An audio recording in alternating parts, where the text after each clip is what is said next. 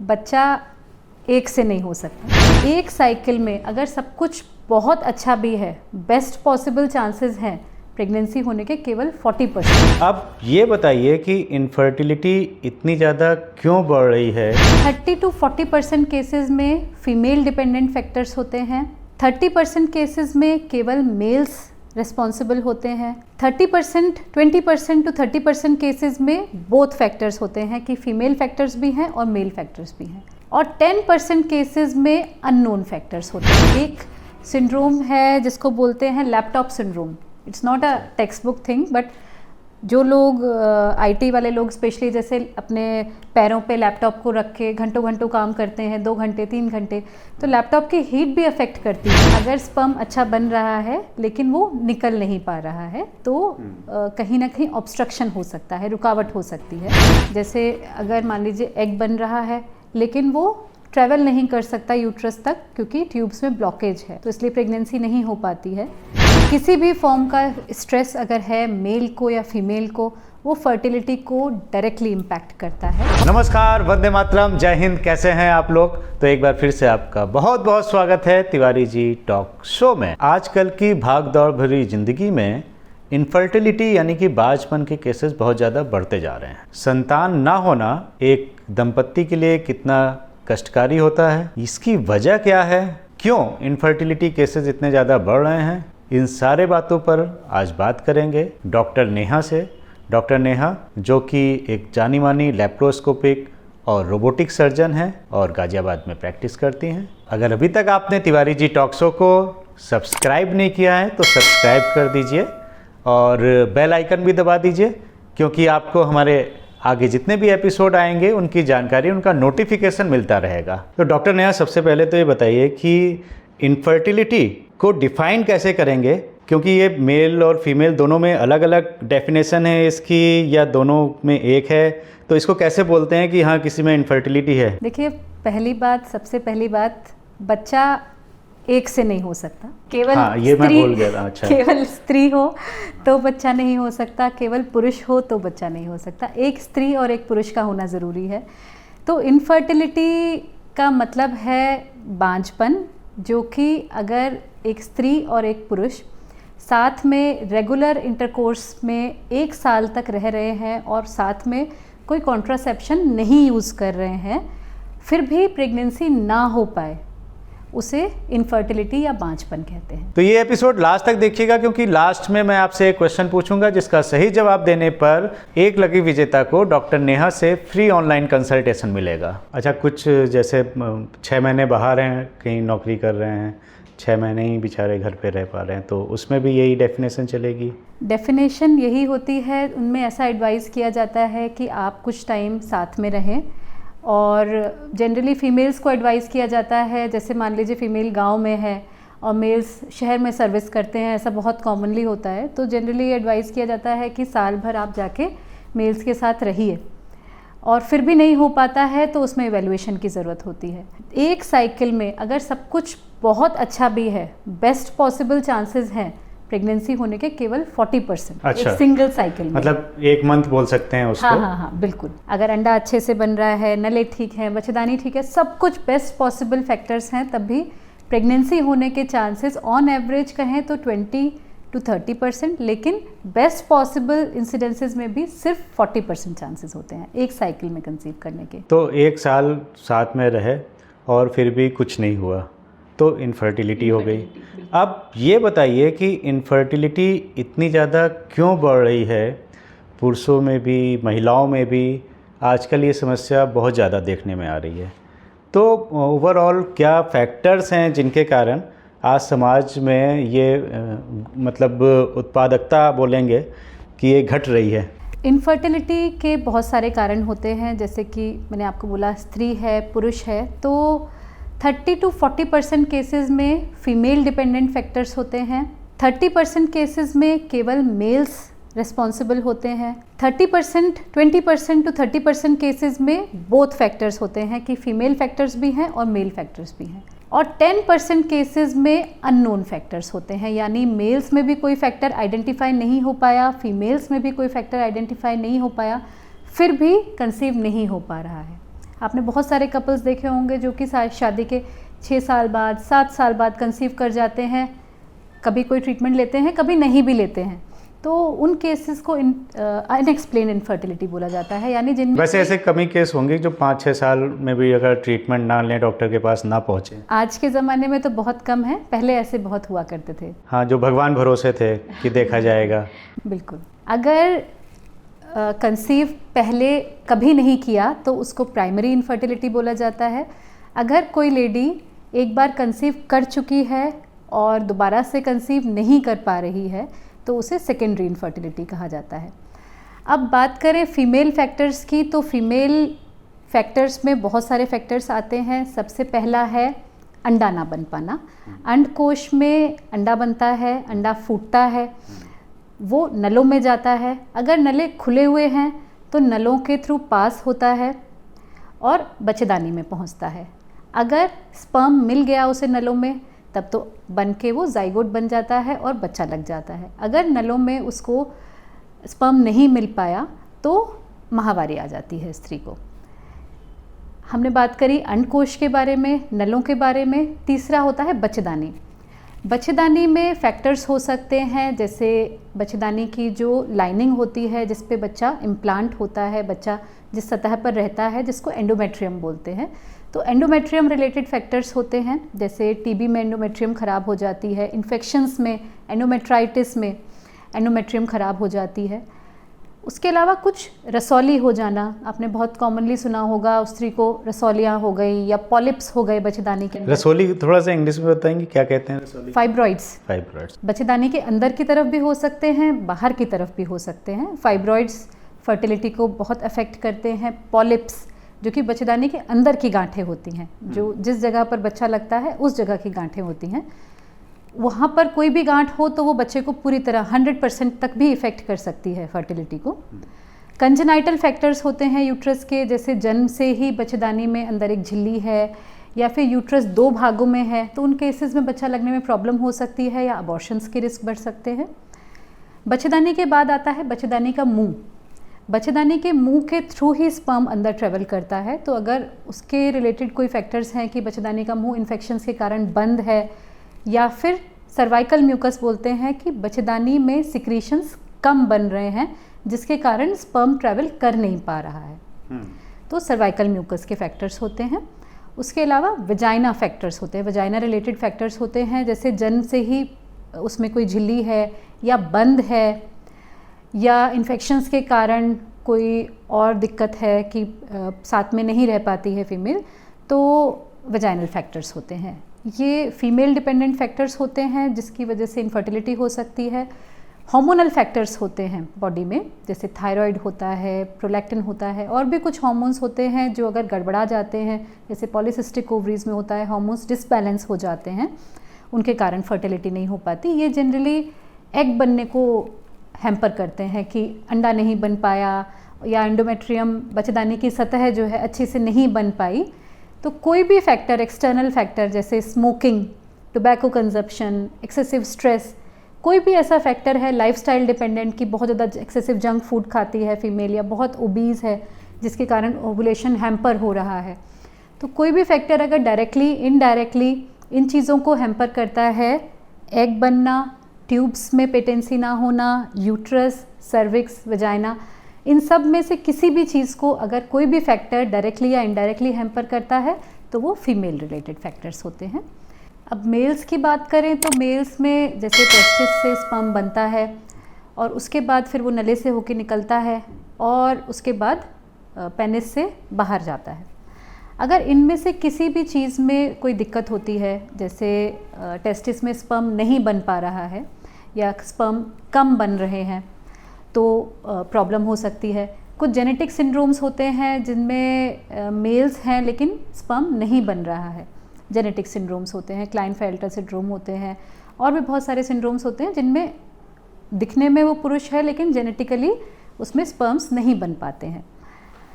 नवजात शिशुओं में आपने सुना होगा कि अनडिसेंडेड टेस्टिस होता है, कि मतलब टेस्टिस ऊपर चढ़ी हुई थी, नीचे स्क्रोटम में आई ही नहीं।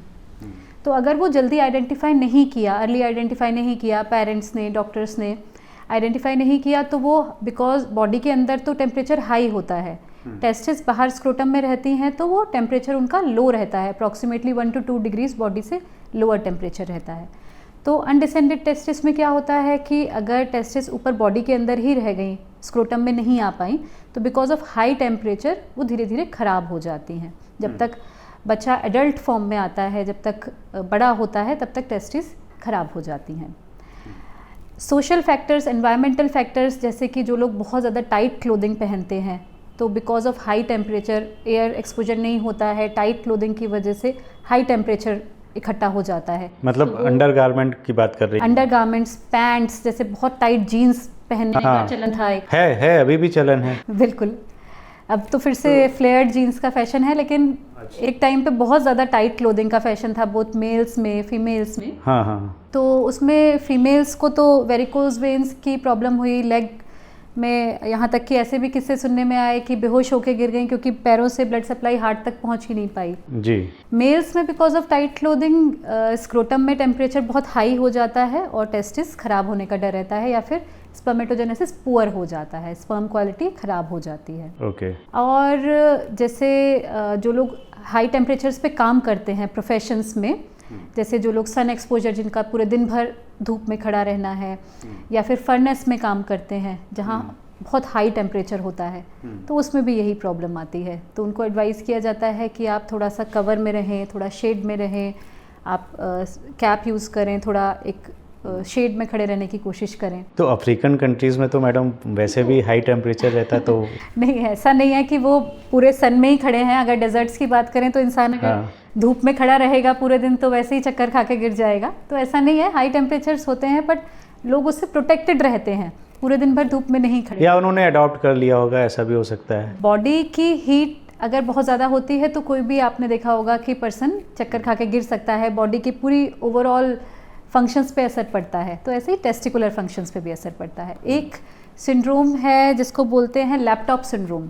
It's not a text book thing, but जो लोग आईटी वाले लोग स्पेशली, जैसे अपने पैरों पे लैपटॉप को रख के घंटों घंटों काम करते हैं, 2 घंटे 3 घंटे, तो लैपटॉप की हीट भी अफेक्ट करती है। अच्छा। बिल्कुल, स्पर्मेटोजेनेसिस और स्पर्म काउंट लो हो जाते हैं। अच्छा, ये तो बड़ा कॉमन है। लैपटॉप तो मतलब उसका नाम ही लैपटॉप है। बिल्कुल, लैब पे रख के ही चलाते हैं। तो लैब पे रख के कभी नहीं चलाना चाहिए उसको, हमेशा एक प्रॉपर टेबल पे, बेड पे। अच्छा, उसकी जो हीट होती है उसकी वजह से भी फर्क आता है। बिल्कुल बिल्कुल, हाई टेम्परेचर्स हों किसी भी कारण से तो उससे स्पर्मेटोजेनेसिस इफेक्ट होती है, स्पर्म काउंट लो हो जाता है। सुन लो भाई, ये नई नई जानकारी है टाइट क्लोथिंग की, लैपटॉप की। आईटी वालों सुन लो। अब बात करें तो अगर स्पर्म अच्छा बन रहा है लेकिन वो निकल नहीं पा रहा है तो कहीं ना कहीं ऑब्स्ट्रक्शन हो सकता है, रुकावट हो सकती है।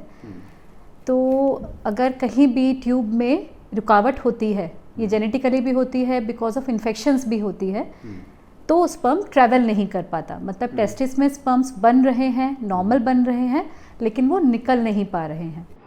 तो ये एक फैक्टर होता है। उसके अलावा पेनाइल फैक्टर्स होते हैं कि पेनाइल ऑब्स्ट्रक्शन है, हाइपोस्पेडियास है, या और भी कोई कारण है जिसकी वजह से स्पर्म डिपोजिशन नहीं हो पाता। स्पर्म बन रहा है, ट्यूब में आ भी रहा है, लेकिन वो डिपॉजिट नहीं हो पाता फीमेल जेनाइटेलिया के अंदर। तो ये फैक्टर्स मेल डिपेंडेंट फैक्टर्स होते हैं। उसके अलावा जो स्पर्मेटोजेनेसिस को हैम्पर करते हैं एनवायरमेंटल फैक्टर्स, वो भी हैं, जैसे कि stress, lack of sleep, smoking और एनवायरमेंटल पोल्यूशन।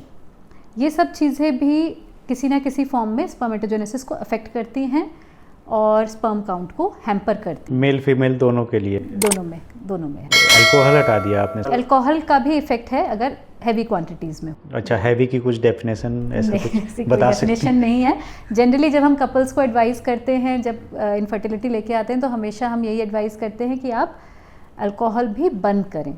बट स्मोकिंग और टोबैको का डायरेक्ट स्टडीज़ हैं कि ये स्पर्म काउंट को लो करती हैं और फीमेल्स में ओव्यूलेशन को हैम्पर कर देती हैं। अब स्मोकिंग फीमेल्स में भी देखने में बहुत आ रही है। इधर मेट्रो सिटीज़ में तो बहुत ज़्यादा फीमेल्स अब स्मोकिंग कर रही हैं। तो ओवरऑल लाइफ स्टाइल चेंजेस आए हैं पिछले कुछ सालों में, ये एक बहुत बड़ा कारण है। तो जैसा आपने बताया कि ये चेंजेस करके आप इससे बच सकते हैं। बिल्कुल। तो इसका डायग्नोसिस क्या होता है, कैसे डायग्नोस करते हैं? देखिए, कोई भी इनफर्टाइल कपल अगर इनफर्टिलिटी लेके आया है, इसका मतलब कोई ना कोई प्रॉब्लम है, तो सबसे पहली चीज़ होती है एग्जामिनेशन, है ना। बोथ मेल एंड फीमेल्स में किया जाता है। फीमेल्स को एग्जामिन किया जाता है कि वजाइना इंटैक्ट है कि नहीं है, कोई ऐसा बर्थ एबनॉर्मेलिटी तो नहीं है।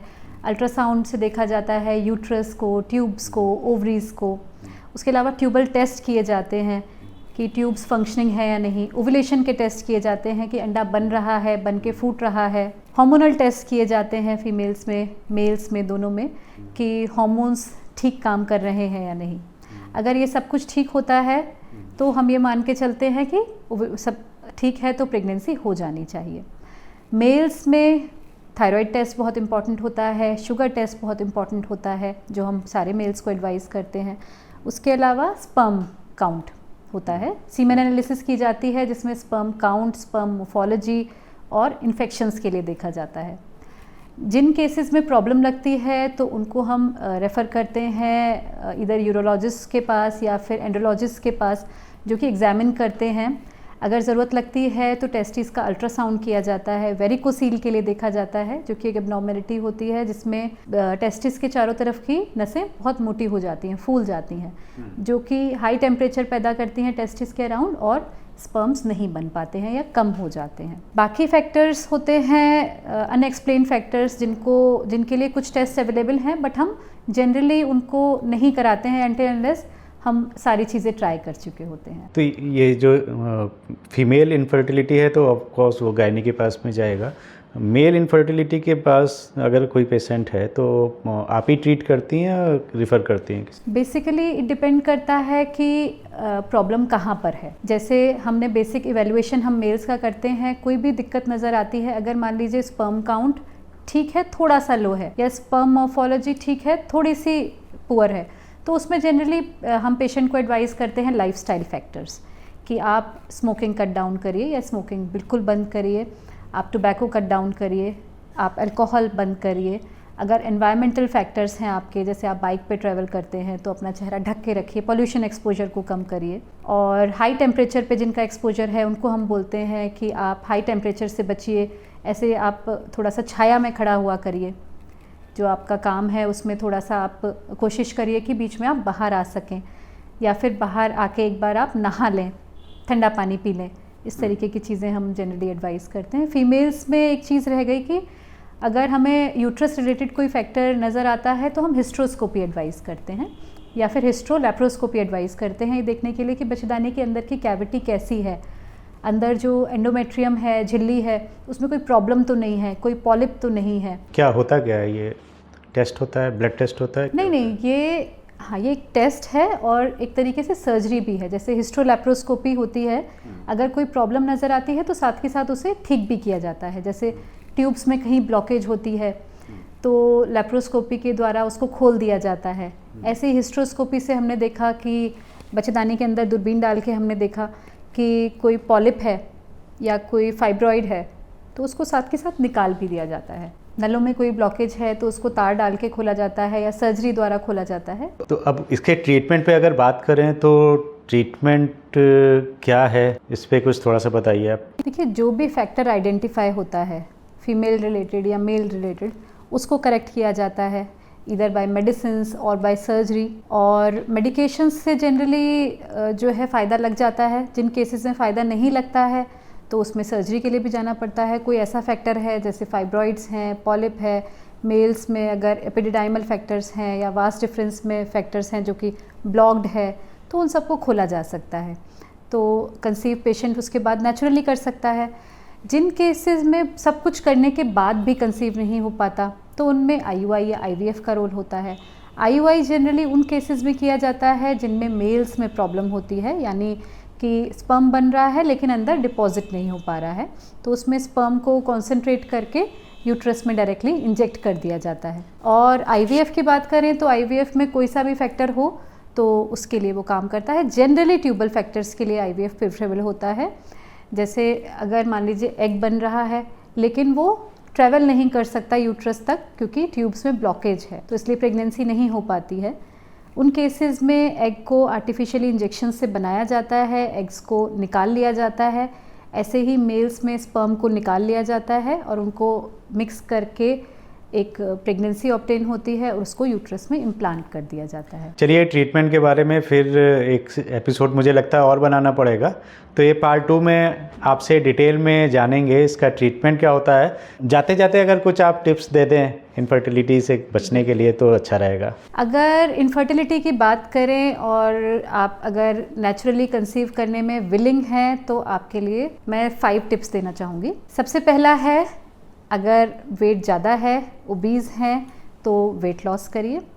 दूसरी चीज़, लाइफस्टाइल फैक्टर्स कट डाउन करिए, यानी अगर आप स्मोक करते हैं, टोबैको कंजम्पशन है, अल्कोहल कंजम्पशन है और भी कोई रिक्रिएशनल ड्रग्स आप लेते हैं तो उनको पूरी तरह से बंद करिए, क्योंकि अगर आप कंसीव करते हैं, पहले बात ये प्रेगनेंसी के चांसेस को कम करती हैं। दूसरी बात, अगर आप कंसीव कर लेते हैं तो बेबी को मेंटल रिटार्डेशन का रिस्क होता है। तीसरी चीज़, आप रेगुलर फिजिकल एक्टिविटी में रहें, ये बोथ मेल्स एंड फीमेल्स के लिए है। आप रेगुलर एक्सरसाइज करें, योग करें, प्राणायाम करें। चौथी चीज़, आप हेल्दी फूड लें। जो भी आप खाते हैं वो आपकी बॉडी को डायरेक्टली इम्पैक्ट करता है। एंटीऑक्सीडेंट्स फर्टिलिटी को बढ़ाता है, तो कलर्ड फ्रूट्स, ग्रीन वेजिटेबल्स और विटामिन सी, मल्टीविटामिन्स, ये सब चीज़ें फर्टिलिटी को इम्प्रूव करती हैं। और लास्ट फैक्टर है स्ट्रेस। किसी भी फॉर्म का स्ट्रेस अगर है मेल को या फीमेल को, वो फर्टिलिटी को डायरेक्टली इम्पैक्ट करता है। स्ट्रेस एक ऐसा फैक्टर है जिसके जाते ही कोविड में बहुत सारे कपल्स ने कंसीव कर लिया। बहुत सारी फैमिलीज़ ऐसी थी जिनका वर्क फ्रॉम होम था और उन पे बहुत ज़्यादा प्रेशर नहीं था, तो कोविड के टाइम पे बहुत सारे कपल्स ने, जो कि साल, 2 साल, 3 साल, 4 साल से भी कंसीव नहीं कर पा रहे थे, उन्होंने नेचुरली स्पॉन्टेनियसली कंसीव कर लिया, इवन फेल्ड IVFs के बाद। अच्छा, बिल्कुल, ऐसे बहुत सारे कपल्स हैं। तो स्ट्रेस एक इतना बड़ा फैक्टर है जो कि मेल्स में, फीमेल्स में दोनों को इफ़ेक्ट करता है। Stress can be work related, stress can be profession related, stress can be family related और स्ट्रेस कैन बी अननोन। आपको पता नहीं आपको क्यों स्ट्रेस है, बट स्ट्रेस है। हाँ, फैमिली इस बारे में ज़्यादा स्ट्रेस दे देती हैं, तो फैमिली वाले भी स्ट्रेस ना दें भैया, आराम से रहने दो, तो सब कुछ हो जाएगा। और लैपटॉप ना चलाएं, ये एक पॉइंट मैं फिर से बोल देता हूँ। लैपटॉप चलाएं, टेबल पे रख के चलाएं, अपनी गोद पे रख के मत चलाइए। तो doctor Neha Tiwari ji talk show में आने के लिए एक बार फिर से आपका बहुत बहुत धन्यवाद। थैंक यू तिवारी जी, मुझे एक बार फिर बुलाने के लिए। जैसा कि मैंने आपसे कहा था, लास्ट में मैं आपसे एक क्वेश्चन पूछूंगा, तो आज का सवाल है कि मेल्स में यानी कि पुरुषों में नॉर्मल स्पर्म काउंट कितना होता है। इसका जवाब हमें कमेंट करके बताइए, और अगर आपने सही जवाब दिया तो आपको डॉक्टर नेहा से फ्री ऑनलाइन कंसल्टेशन मिलेगा। तो भाई, कैसा लगा आज का एपिसोड? अच्छा लगा तो हमें कमेंट करके ज़रूर बताइए, और कुछ सवाल हैं तो कमेंट करके सवाल पूछिए, डॉक्टर नेहा उन सवालों का जवाब ज़रूर देंगी। तो मिलते हैं नेक्स्ट फ्राइडे 8:30 PM पे, 8:30 बजे हमारा एपिसोड आता है। तब तक अपनी सेहत का बहुत बहुत ध्यान रखिए।